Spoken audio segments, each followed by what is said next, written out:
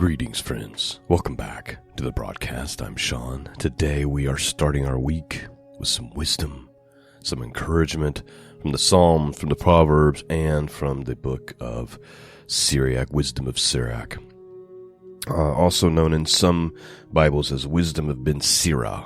And I think you're going to be blessed this morning. Psalm 135 is about praising Yah. And it ends with talking about this silliness, this vanity of idol worship. So it starts with all these praises to God, and then ends with talking about how silly, how vain it is to worship idols who cannot see, cannot speak, have no breath in them. I'm going to read from 3 different Bible translations today, and there's reasons for that. Today, I'm going to read Psalm 135 from the HalleluYah scriptures. And the reason I'm doing that this morning is because the whole psalm is about praising Yah, and his name is used so much. And I just feel like you really get the true meaning of the psalm when we read from Psalm 135. And then I'll read Proverbs from King James, just like normal. And then not every type of Bible actually includes Wisdom of Ben Sirah or Wisdom of Sirach. So we'll be reading from a different translation that has that. So open up your hearts this morning. I think there's going to be something here to really speak to you. Let's begin Psalm 135. HalleluYah. Praise the name of Yehovah. Praise you servants of Yehovah, who are standing in the house of Yehovah, in the courts of the house of our Elohim. HalleluYah, for Yehovah is good. Sing praises to his name, for it is pleasant. For Yah has chosen Yaakov, that is to say Jacob, for himself, and Yisrael for his treasured possession. For I know that Yehovah is great, and our Adon is above all mighty ones. Yehovah has done whatever pleased him, in the Shemayim, and in the earth, and in the seas, and in all the depths, causing vapors to go up from the ends of the earth. He made lightning for the rain, bringing forth wind from his treasuries, who smote the firstborn of Mitzrayim, from man to beast. He sent signs and wonders into your midst, O Mitzrayim, on Pharaoh and on all his servants, who smote many nations, and slew mighty sovereigns, even Sihon, sovereign of the Amorites, and Og, sovereign of Bashan, and all the reigns of Canaan. And he gave their land as an inheritance to Yisrael, his people. O Yehovah, your name is forever. O Yehovah, your remembrance to all generations. For Yehovah rightly rules his people, and has compassion on his servants. The idols of Gentiles are silver and gold, the work of men's hands. They have mouths, but they do not speak. They have eyes, but they do not see. They have ears, but they do not hear. Also, there is no breath in their mouth. Those making them become like them, and everyone trusting in them. Blessed Yehovah, O house of Yisrael. Blessed Yehovah, O house of Aaron. Blessed Yehovah, O house of Levi. You who revere Yehovah, bless Yehovah. Blessings from Zion, Yehovah be who dwells in Jerusalem. HalleluYah. And that is Psalm 135. And man, there's just something different, right? And hopefully you guys know, there's just something different. Here's the thing. We're going to cover something that most of you already know, but just in case there's someone new and they're like, what in the world did I just listen to? You know, in the Old Testament, God's name is in there, Yehovah. Some people argue about pronunciation. I happen to believe it's Yehovah, but there's many intelligent scholars who believe it's Yahuwah and some other variations. Nonetheless, His name in Hebrew is in the scriptures over 6,000 times. And it's been replaced with the word Lord, capital L-O-R-D. There's reasons for this. I don't think it's just some grand conspiracy. It really started with the Jews who refused to say his name. They kind of started this tradition of saying we're just going to say Hashem, which means the name. We're not going to actually use the sacred name of God. And then in Christianity kind of carried that on. And so in English we say Lord, capital L-O-R-D, but his name is in the scriptures. And so there's just something different when I read his name 20 times or more when I'm reading the Psalm versus when I say Lord. And there's this, instead of praise ye the Lord, the Hebrew word there, HalleluYah, there's just something different. HalleluYah, right? That Yah matters. It means praise Yah. HalleluYah, praise the name of Yehovah. Praise you servants of Yehovah who are standing in the house of Yehovah. There's just a different intimacy there. It's not some generic God. It's a personal God who has a name. Hopefully you feel what I'm saying, and I pray you've been blessed by this morning's reading. Make sure you let me know in the comments what you think. I would love to hear about it. Let's move on. Oh, wait, I wanted to make a comment. We're not moving on yet. I said that this, maybe I didn't say, I can't remember if I said it or not, but I wanted to say that these verses about the vanity of idol worship is really hard hitting if you're paying attention. Like, it's kind of a slap in the face to idol worship. So it says, the idols of the heathen are silver and gold, the work of men's hands. They have mouths, but they speak not. They have eyes, but they see not. They have ears, but they hear not. Neither is there any breath in their mouths, right? It's like idols are dumb and dead, right? But look what the next verse says. Verse 18. They that make them are like unto them.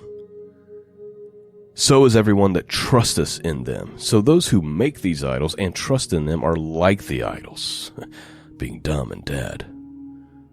They can't speak, they can't hear, they can't see, they're lifeless.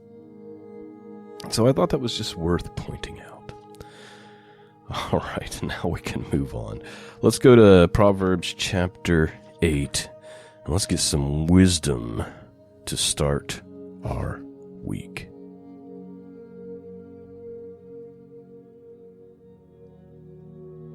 Doth not wisdom cry, and understanding put forth her voice? She standeth in the top of high places, by the way and places of paths. She cries at the gate, at the entry of the city, at the coming in at the doors. Unto you, O men, I call, and my voice is to the sons of man. O you simple, understand wisdom, and you fools, be ye of understanding heart. Hear, for I will speak of excellent things, and the opening of my lips shall be right things. For my mouth shall speak truth, and wickedness is an abomination to my lips. All the words of my mouth are in righteousness. There is nothing froward or perverse in them. They are all plain to him that understandeth, and right to them that findeth knowledge. Receive my instructions in silver, and knowledge rather than choice gold. For wisdom is better than rubies, and all the things that may be desired are not to be compared to it. I, wisdom, dwell with prudence, and find out knowledge of witty inventions. The fear of the Lord is to hate evil, pride, arrogancy, and the evil way, and the froward mouth do I hate. Please note, this is important. What does it truly mean to fear God? Well, scriptures tell us pretty plainly. The fear of the Lord is this, right? It's to hate evil, pride, arrogancy, and the evil way, and the froward mouth, that means perverse mouth. do I hate. Verse 14, counsel is mine, and the sound wisdom. I am understanding, I have strength. By me kings reign, and princes decree justice. Please note, hopefully by now you've learned that this is being written from the perspective of wisdom itself, right? Verse 16, by me princes rule, and nobles, even all the judges of the earth. I love them that love me, and those that seek me early shall find me. Please note, there's kind of like a double thing going on here. It's like, it's written from the perspective of wisdom, that's the context, but you can't help but think that maybe it's also written from the perspective of God, right? I love them that love me, and those that seek me early shall find me. Verse 18, riches and honor are with me, yea, durable riches and righteousness. My fruit is better than gold, yea, than fine gold, and my revenue than choice silver. I lead the way of righteousness in the midst of the paths of judgment, that I might cause those that love me to inherit substance, and I will fill their treasuries. The Lord possessed me in the beginning of his way, before his works of old. I was set up from everlasting, from the beginning, wherever the earth was. When there were no depths, I was brought forth. When there were no fountains abounding with water. Before the mountains were settled, before the hills was I brought forth. While I was yet, he had not made the earth, nor the fields, nor the highest part of the dust of the world. When we prepared the heavens, I was there. Let me reread that. When he prepared the heavens, I was there. When he set a compass upon the face of the depth. When he established the clouds above. When he strengthened the fountains of the deep. When he gave to the sea his decree, that the water should not pass his commandments. When he appointed the foundations of the earth. Then I was by him as one brought up with him. And I was daily his delight, rejoicing always before him, rejoicing in an habitable part of his earth. And my delights were with the sons of men. Now therefore hearken unto me, O ye children, for blessed are they that keep my ways. Hear instruction, and be wise, and refuse it not. Blessed is the man that heareth me, watching daily at my gates, waiting at the post of my doors. For whoso findeth life, and shall obtain favor of the Lord. But he that sinneth against me wrongeth his own soul. All they that hate me love death. And that is Proverbs chapter 8. Hopefully you got some blessing from that. We got one more thing to read this morning. Wisdom of Wisdom of Sirach, and it's chapter 3, deals with honor your father and your mother. I'm reminded of Exodus chapter 20, verses 12. There's only a couple of things where the scriptures say, do this and you live a longer life, right? And one of them is this. Exodus chapter 20, verse 12 says, honor thy father and thy mother, that the days may be long upon the land which the Lord thy God giveth thee, that thy days, your life, there's this weird blessing that comes from this. Let's read it and get some wisdom here. Chapter 3.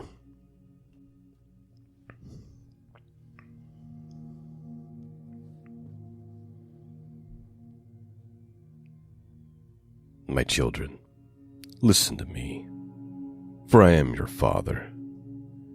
Do this to be saved. For the Lord desires that a father be honored by his children, and he confirms a mother's rights over her children. He who honors his father atones for sins, and he who respects his mother stores up riches. Please note, it may seem weird for that kind of language, right? You atone for sins, but even Peter says that charity covers a multitude of sins, right? Continuing on.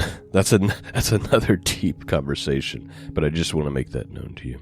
He who honors his father will rejoice in his own children, and when he prays, he will be heard. He who respects his father will be blessed with a long life, and he who gives comfort to his mother obeys the Lord. He who fears the Lord honors his father, and submits to his parents as his masters. Honor your father by word and deed, so that his blessing may come upon you. For a father's blessing strengthens the house of his children, but a mother's curse uproots their foundations. Do not revel in any disgrace, that you may affect your father, for your father's dishonor will be a source of honor to you. The honor of a father is one's own honor as well, and the dishonor of a mother is a disgrace to her children. My child, look after your father when he is old, and do not cause him grief as long as he lives.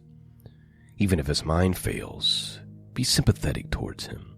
Do not despise him simply because you yourself are healthy and strong.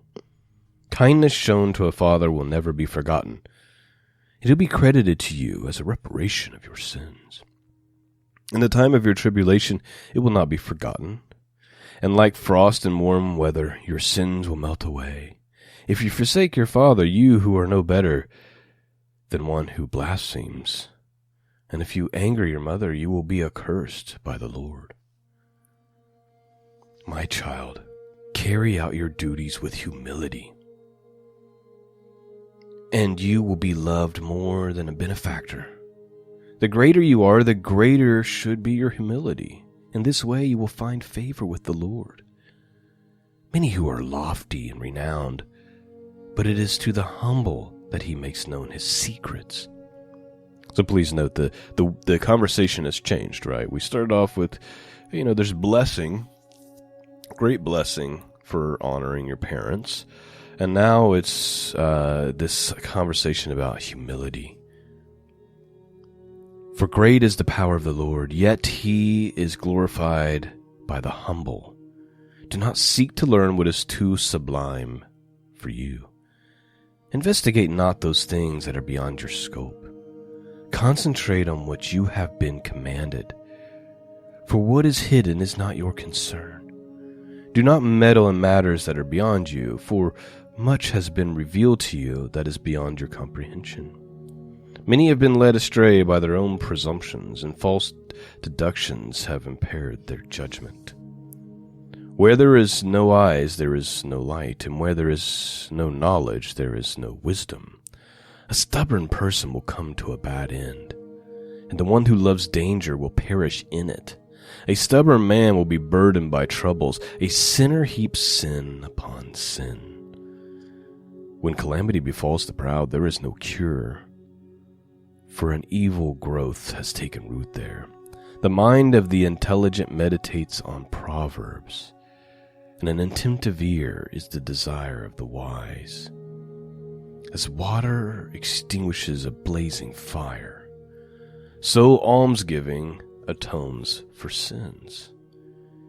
Again, please note that's exactly what Peter says, that charity covers a multitude of sins. I think it has a lot more to do with your heart, your connection with God. I'd be careful about taking it literally, like I can just do this to obviously the ultimate atonement that we trust in is the sacrifice of Christ, right? But I think this is more about your posture in life, your godliness in life, is what we're talking about. He who repays a favor is mindful of the future. When he falls, he will find support.